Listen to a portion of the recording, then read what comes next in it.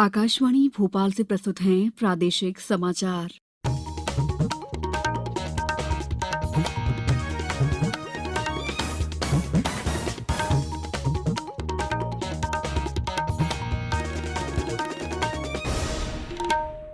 नमस्कार, समाचारों के साथ मैं दीपा सिंह।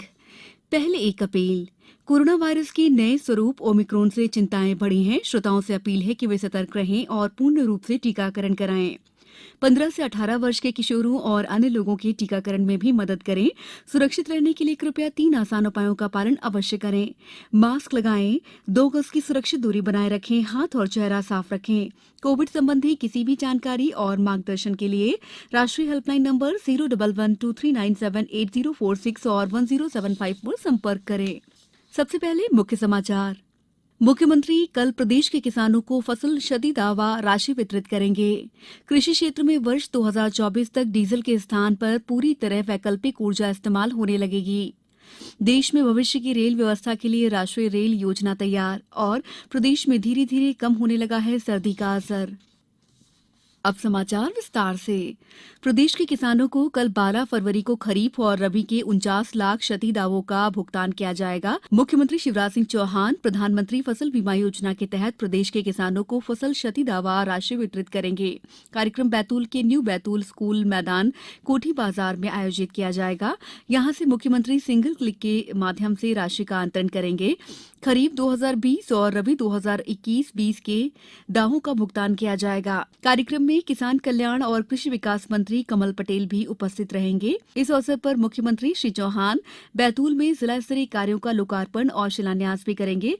कार्यक्रम का लाइव प्रसारण डीडीएमपी क्षेत्रीय चैनल आकाशवाणी के साथ सीएम मध्य प्रदेश जनसंपर्क और कृषि विभाग के फेसबुक, ट्विटर और यूट्यूब पर किया जाएगा।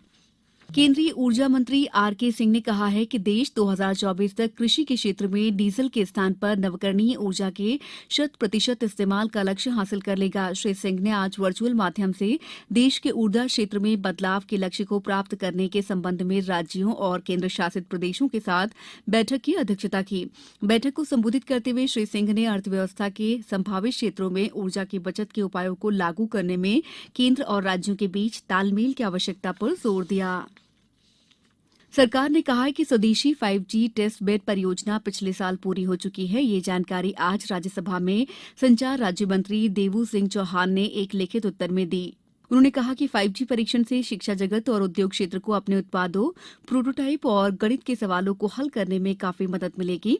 उन्होंने कहा है कि देश में मौजूदा 4G और 5G उन्नत तकनीक है। ये उपभोक्ताओं को तेज गति से डेटा दान करेगा।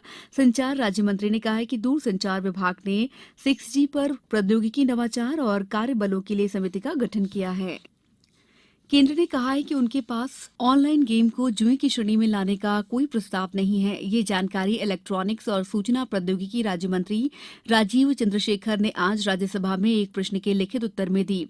उन्होंने कहा कि देश में मोबाइल पारिस्थितिकी तंत्र और इंटरनेट के तेजी से विस्तार होने से ऑनलाइन गेमिंग ऐप सहित नई श्रेणियों के कई मोबाइल ऐप उपलब्ध हैं। उन्होंने कहा है कि सरकार संभावित जोखिमों और चुनौतियों से अवगत है, जिसमें ऑनलाइन गेम और उनके विज्ञापनों से जुड़े उपभोक्ताओं का नुकसान शामिल है। उन्होंने कहा कि ऑनलाइन गेमिंग प्लेटफॉर्म मध्यस्थ हैं और उसे सूचना प्रौद्योगिकी अधिनियम के नियमों का पालन करना होगा। सूचना प्रौद्योगिकी मंत्री ने कहा कि जुए और सट्टे के सभी रूप राज्य सरकारों के दायरे में आते हैं और इससे निपटने के लिए उन्होंने अपने कानून बनाए हैं। समाचारों में वक्त है ब्रेक का। कोविड-19 से बचाव और सुरक्षित रहने के 3 उपाय। मास्क लगाएं, 2 गज दूरी है जरूरी, सुरक्षित दूरी रखें, हाथ और मुंह साफ रखें। ब्रेक के बाद समाचारों में आपका एक बार फिर स्वागत है। भारतीय रेलवे ने भारत 2030 के लिए राष्ट्रीय रेल योजना एनआरपी तैयार की है। इस योजना का उद्देश्य वर्ष 2030 तक भविष्य की रेलवे व्यवस्था तैयार करना है।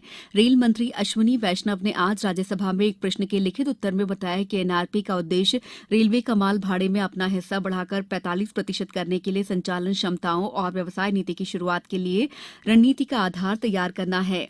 श्री अश्विनी ने कहा कि इस राष्ट्रीय रेल योजना का उद्देश्य वर्ष 2050 तक भविष्य की बढ़ती मांग से निपटना और माल भाड़े में रेलवे का हिस्सा 45% तक बढ़ाना है।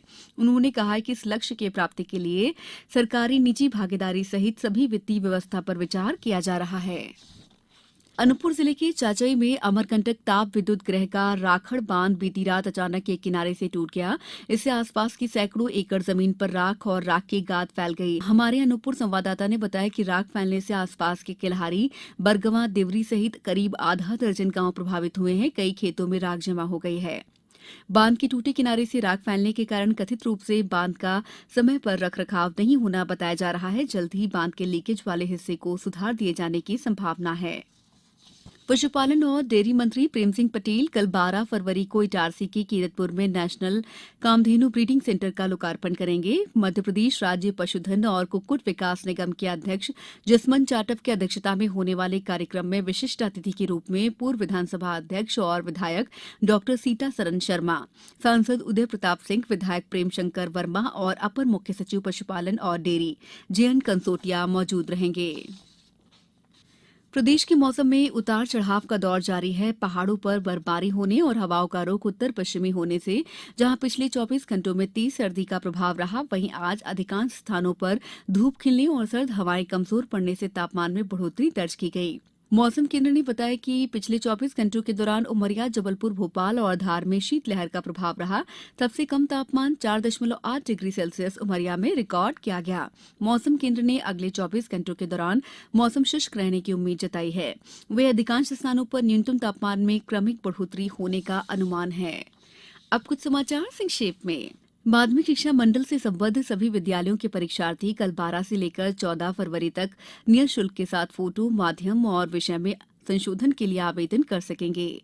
मंदसौर में स्वच्छता संकल्प माह अभियान के दौरान नदी और जलाशयों की सफाई की जा रही है।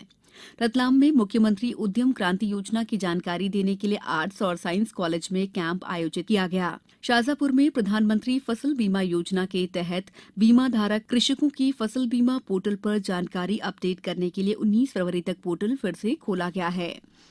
प्रदेश के सहकारिता और लोक सेवा प्रबंधन मंत्री डॉक्टर अरविंद भदौरिया कल 12 फरवरी को रायसेन में प्रधानमंत्री फसल बीमा के दावा राशि वितरण कार्यक्रम में शामिल होंगे।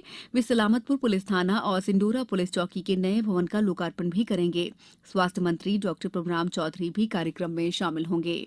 इस बुलेटिन में फिलहाल इतना ही। अंत में एक अपील, मास्क और 2 गज की दूरी, हाथ धोना भी है जरूरी। नमस्कार।